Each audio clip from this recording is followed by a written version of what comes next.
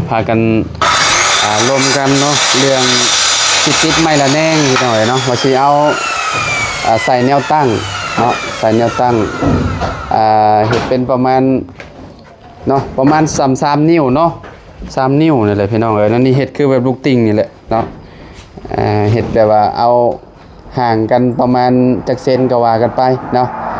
กระทาเบิ่งพี่น้องเนาะเพราะว่าเฮาสิเฮ็ดแต่นี้แล้วก็มานี่ก็สอดพุทธพี่น้องเพื่อนอาเจียงน่ะแนวนอน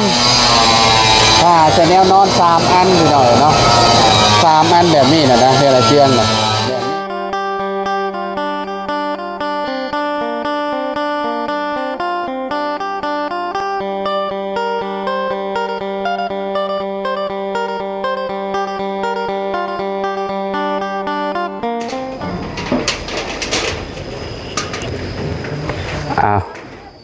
เปิดภาพมาก็อยู่ทางเฮือนน้องใจดีเนาะพ่อแม่พี่น้องทางสร้างเพิ่นก็กำลังลงมาแอมไม้พาสลาอยู่เนาะทางสร้างและทีมงานเพิ่นนั่นแหละพี่น้องไม้พาสลาก็ทางไอ้เวียดเพิ่นก็มาส่งเป็นที่เรียบร้อยแล้วพี่น้องก็บ่ฮู้ว่าสิพ่ออีกบ่เนาะคือเห็นยังเหลืออยู่3 ตับอันนี้ใส่ไป2 ตับเลยพี่น้องเนาะด้านหลังก็ยังบ่ได้แอมด้านหน้าก็ยังบ่ได้แอมฝั่งนั่นสิแล้วล่ะบ่หรือว่าแนวใดเนาะไปเบิ่งก่อนพี่น้องโอ้ยเนาะโอ้เพิ่นติดตั้งอันนี้ทางขึ้นแหละพี่น้องลูกติ่งเนาะถือว่าเพิ่นเปลี่ยนมุใหม่เรียบร้อยแล้วเนาะคืออยู่บ้านนี้พี่น้องเนาะซื้อแล้วบ้านนี้สิตามอันนั้นอยู่บ้านนี้เนาะคือสิโอเคอยู่บ้านนี้หรือว่า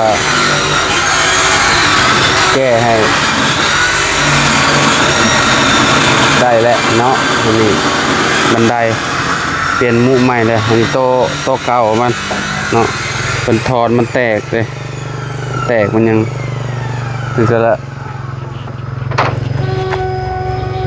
โอ้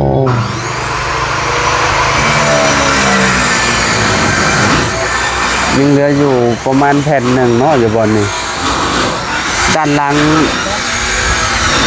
สีนั่นอยู่บ่สีพ่ออยู่บ่เนาะยังเหลืออยู่3 ตับหนึ่งพี่น้องเนาะว่าต้องคนกรุ๊ปไปดีโดยจะดีไปแซ่จะดีไปโรงงานยังเหลืออยู่ประมาณอันนี้เหลือ14 แผ่นอยู่ด้านล่างได้บาท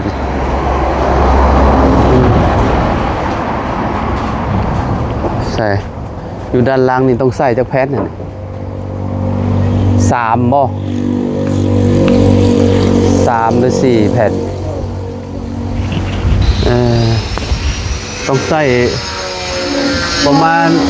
4 แผ่นบ่แล้วหรือว่า3พี่น้องเลย1 2 3น่าสิ3เนาะ3ด้านหน้าได้บาทอยู่ด้านหน้าสิพ่อจะว่าไปขึ้นไปเบิ่งอยู่เทิงก็ได้ซาลี่เด้อขึ้นไปเบิ่งสร้างก่อนอยู่เทิงบ่ช่างแร่เพิ่นเว้าว่าเฮ็ดอันนี้แล้วก่อนจะสิแก้ตัวนี้ให้นะพี่น้องไปขึ้นมาเทิงก่อนเนาะอึบ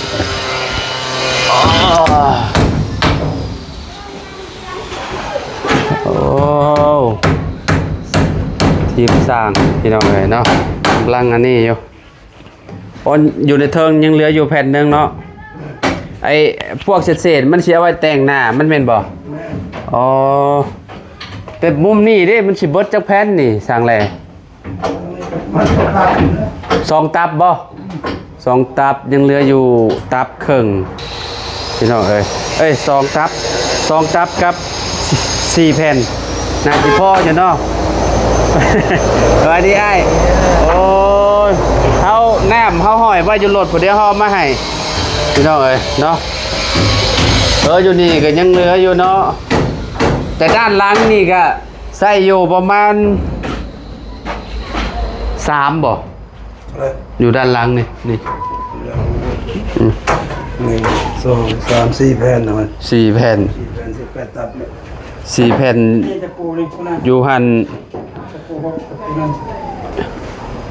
โอ้สิคืออยู่บ่เด้เนาะฮะ บุญไปก่อน โอ้สงสัยเจ้าว่าสิขาดอีกบ่จักอันนี้พี่น้องเนาะสร้างเจ้าว่าคำนวณผิดบ่จักอันนี้ขอย่านบ่พออีกเด้เขาว่าขั้นต่ำนี่ต้องมีอีกตับหนึ่งไปคิดว่าได้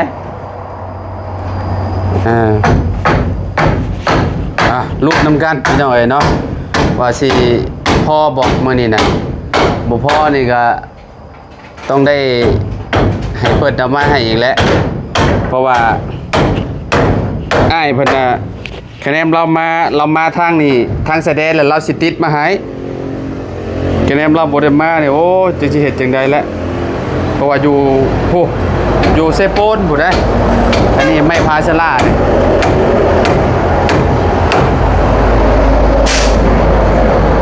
อย่าลืมเฮ็ดประตูกันนายเฮาหน่อยเด้อเวลายันมามันค่ำกลางคืนขึ้นมาแล้วโอ้ยนี่มาติบข้าวติบน้ำเราเนาะเวลาเอาขึ้นไว้อยู่นี่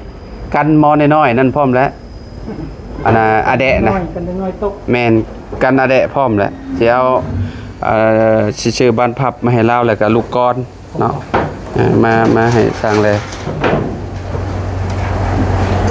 บันไดอันนี้กะว่าประมาณจักมื้อแล้วเฮ็ดพวกใส่ไม้ละแนงเนี่ยมื้อนี้แล้วบ่ว่าบุญไปนะเบิ่งก่อนเนาะเบิ่งก่อนเนาะ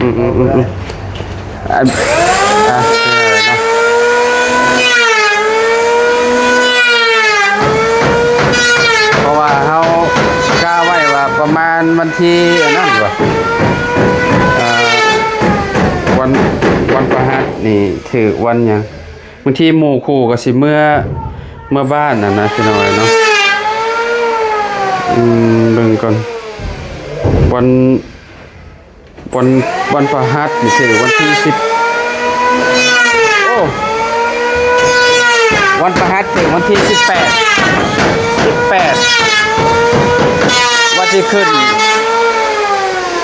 ว่าวันที่18บ่18กับ19ว่ะว่าสิขึ้นบ้านหลังนี้นะแต่เนี่ยมาทันบ่งานแก้งานยังก็เยอะนี่แต่มื้อนี้ก็มื้อเนี่ยมื้องานแก้ตู้ว่าแก้มองร่องน้ำให้น้ำแล้วเก็บอันนี้แล้วก็จะแก้เนาะอันนี้แอมยังแล้วบัดก่อนจะไปแก้งานอยู่ลุมเพราะว่ามันหลายคนเลยก็มันก็อยากอันนั้นนี่ฮะนะพี่น้องแบ่งงานกันมาหลดโอ้เนาะเรื่องทั้งนี้มันสูงกว่ามันน่ะเพื่อนมันอยู่ต่ำอันนั้นน่ะมันไหลมาแต่พุ่นเนาะแม่นเพื่อนมันสูงนี่เขาขุดได้วันนี่เจ้าของมันขุดลมทางนั่นแหละเพราะว่ามุมนี่มันสูงแฮงเด้อยู่นี่มันต่ำว่ามันน้ำไหลจากเฮือนมาแต่พุ่นก็พร้อมแล้วพี่น้องเนาะนั่นเราบอกเจ้าเฮือนว่าเจ้าขุดเด้อจะได้เฮือนงามมันเกี้ยงๆครับว่าคันบ่ขุดน้ำนี่มาที่พุ่นมันเต็มรถตารางครับเขาสิแก้สิใส่บล็อกเนาะแม่นบ่ฟังบล็อกลงนี่บ่ให้มันไปพุ่นมุมนี้เนาะฮอดพี่เนาะไปพุ่นเนาะมาเบิ่งก่อนจ้ามาเบิ่งอันนี้ก่อนเบิ่งหม่องแก้ก่อนพี่น้องเนาะ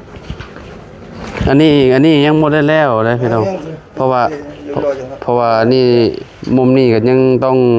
แก้ไขไปแล้วน้องป้าแล้วมองนี่มองนี้เนาะสร้างเลยแต่มุมนั่นได้แล้ว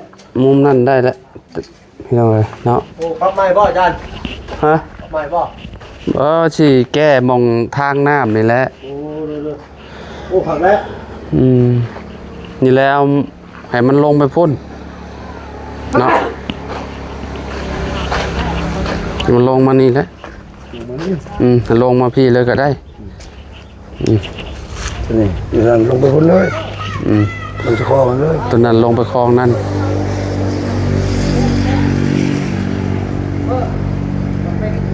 มันขุดนี่ใส่วิไลคือน้องกันเลยตีกัน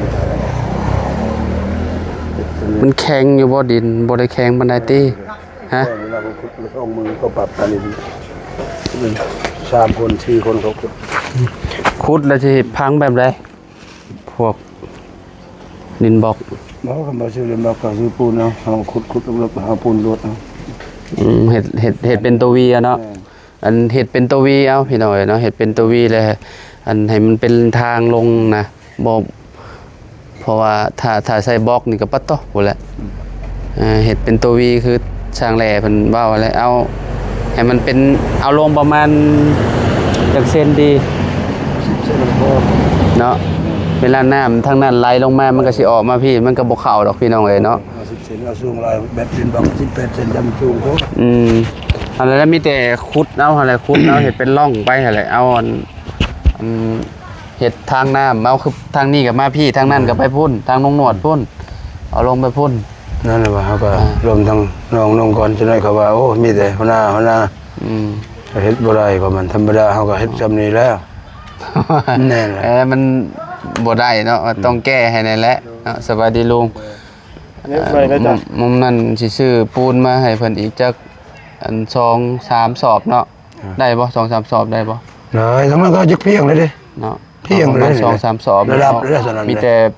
แปลงหน้ามันเด้แปลงหน้ามองมันนั้นมันให้มันงามกว่าเก่าหั่นน่ะแต่มุมนี้ก็มีแต่แปลงทางน้ำลงมุมนั้นให้มันลงไปพุ่นคือสิตรงมันเวลาพ้นคือขอยันไปทางนั้นหลายกว่าเขาว่าเนาะเพราะว่าทางนั้นมันจะต่ำนะต่ำได้ทางนี้มันจะสูงพี่น้องไปทางใดก็ได้นะคะแนนว่ามันนั่นน่ะคะแนนว่ามันบ่ลงใส่นี่ลายปานใดหั่นน่ะมีแต่แก้ให้มองนี่ก็จบแหละพี่น้องเอ้ยเนาะเฉพาะนำแบบว่าพอได้ซื้ออยู่ซื้อกินนี่นะอาหารกันกินแต่ละมื้อนี่นะเนาะตอนนี้ก็ล้มกันแล้วแหละพี่น้องเรื่องอันนี่แหละปั๊บเนาะอันทางร่องน้ำให้ทางสร้างแหล่เพิ่นบันแล้วบันยังพุ่นแหละเนาะให้เพิ่นขุดพุ่นแหละพี่น้องเนาะขุดใส่อันนี้ร่องน้ำลงมาพี่เนาะนี่แหละคันว่าสิแก้ก็ต้องขุดลงให้มันเลิกฝั่งนี้ก็ขุดพี่น้องเนาะขุดแบบว่าลงเลิกเลยเด้พี่น้องเนาะมุมนี้เพราะว่ามุมนี้ก็สูงเด้มุมนี้ก็นี่เด้มันเป็นผักแบบนี้เนาะเวลาน้ำโตลงมามุมนี้น้ำมันก็โตลงมาเลยเด้พี่น้องน้ำมันสัดโจกลงแล้วแหละทางนี้เนาะที่ลงไปพุ่นเพราะว่าดินมันต่ำสูงเนาะ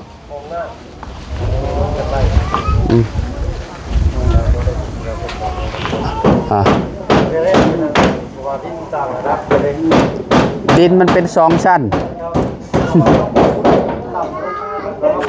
มันเนินเนาะมุมนี้มันนั่นเอาเฮาบอกแล้วเราสิเฮ็ดคลองให้เอาคลองตัดไปพุ่นกลับมาพี่เอามาพี่ตามที่เฮาเว้ากันแม่นๆตามที่เฮาเว้ากัน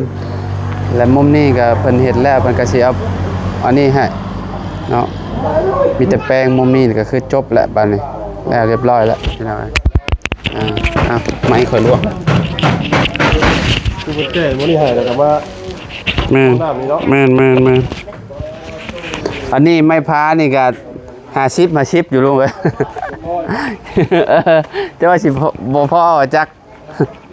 เอาน้ำไปให้เพิ่นกินกันพี่น้องเนาะตัวจริงก็สิพอหรือบ่พอละเนาะยังเหลืออยู่2 ตับครับอันนั้น4 แผ่นไม่ละแนงเฮาสิเอาเป็นแบบอันนั้นได้เอาแบบเป็นสั้นๆเอาได้สั้นบ่แม่เฮ็ดเป็นสั้นเอาเฮ็ดเป็นสั้นลงแบบนี้เด้ จุดๆๆๆเด้ ที่ว่า เอาเศษมันใช้ แบบซอยเห็นปะ ซอยบ่ซอย บริซอย เอาเบิ่งเดี๋ยวเฮาสิเอาตัวอย่างให้เจ้าเบิ่งแป๊บนึงเนาะทางสร้างกำลังจับอันนี้อยู่มีแต่อันนั้นสร้างจันทร์เนาะ CM ทางประตูน้องเจดีน้องมื้อนี้น่ะคิดว่าสิพ่ออยู่บ่ไม่พาชลานี่ แล้ววิจบางได้จานเลย มันลด50ข่อยตอนนี้นี่ ข้างนอกเลยก็ ยังจะหาแผนเด้อ ดีไปตั้งลงได้จานเนี่ย แม่น ข้างนอกวันนี้ จ้างแลนี่คำนวณบ่เป๊ะปานใดอันนี้ว่ามันบ่พอ โอ้สร้างมันคำนวณให้เรียบร้อยป่ะ แหม่ บ่ได้แม่นเฮาบ่ได้แม่นบ่แม่นเฮาได้คำนวณสร้างขอบคนคำนวณ ทีนี้ตับหนึ่ง อย่างนี้เอาคำนวณไปถือแล้วเนาะ บ่ตับหนึ่งกับ4แผ่นตัวสาวเนาะมองนั่นเลยเนาะ อืม เอาเนาะคลองขาดที่ของเรือเรือลายกับบุดีเนาะอย่างทุกเพิ่นเลยเนาะเอาเรือเนาะ ตัวนั้นก็ แล้วเขาสั่ง ขึ้นไป ตลอดทะเลอ้อยสั่งสิเพิ่นเสียค่าสร้างค่าทุนเทียบที่เนาะอาจารย์ บ่เสียแต่เพราะว่าเรากายมาทางนี้เด้ อ๋อ คะแนนเราบ่กายมาทางนี้ก็ต้องเสียค่าน้ำมันให้เรามาเวียกทางนี้เด้ก็เลยอันนั้นก็ติดมานำรถเราเลยเอาขึ้นไปเบิ่งกันมุมนี้แล้วมุมนี้เนาะเรียบร้อยแล้วด้านหลังนี่จบบริบูรณ์แล้วแอมพาด้านนี้พี่น้อยเนาะถือว่างานเก็บบาดนี้เนาะอยู่ทางห้องนุ่งห้องนอนบาดนี้เนาะจักแลบ่แน่ได้เนาะบ่แน่ได้อาจสิพอก็ได้เนาะอันนี้เฮาก็ต้องเบิ่งนำกันอีกเทื่อนึงพี่น้อยไอ้สมพรนะโดยยันมันเศร้าเย็นแล้วบ่จักอันนี้เนาะแช่อีกมีน้ำก้อนจะแช่ไว้ในน้ำก้อนน่ะคืออยู่บ่ซางสิพ่ออยู่บ่ ทางด้านล่างนี่ก็อีก4พุ่นแหละนี่สิเนาะเนาะนี่เด้นี่ตัวพวกนี้มันก็น่าสิได้อยู่เนาะสังจันเนาะมันยังพออยู่เด้นี่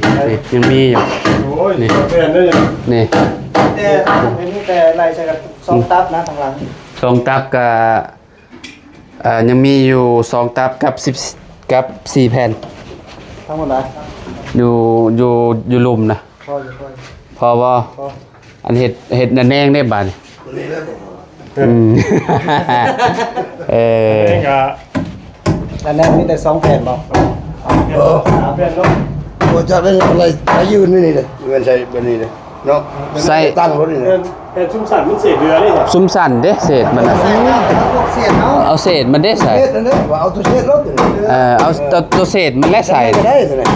เอาดิเศษมันมีลายอยู่ ใส่มัดแผ่นเลยบอก บ่ได้แฮกไว้ใส่หมดแผ่นเรียนเลยเด้ ใส่บนแผ่นเห็นมันเป็นแบบว่าโค้งๆก็ได้เนาะเอาแบบโค้งๆเนาะ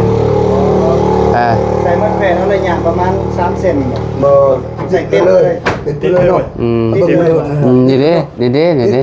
ใส่เลย ติดนะ ตัวอย่างนี่เด้นี่มันต้องมีตัวแหกน้ำบ่นี่เฮ้อเอาเบิ่งคักๆดูมันหักมือแต่ได้มันมือได้นี่ มีแต่ตัวเดียว เขามีบ่ตัวแหกมีบ่ บ่มีนะใส่อยู่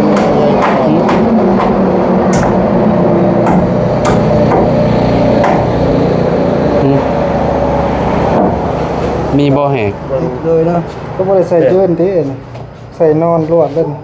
มีตัวนอนนำหรอวะเนาะ นี่ล่ะตัวนอนตัวนี้ ใส่นอนเลยบ่ใส่นอนใส่จังซี่เลย อืม บ่มีตัวตัด บ่ได้มีตัวตัดตัวแผ่นเด้นี่แผ่นใด เพราะมันต่างหากต้องหาเส้นถ้าว่าสิใช้ต่างๆตัวก็เฮ็ดเสเลนรูปมัน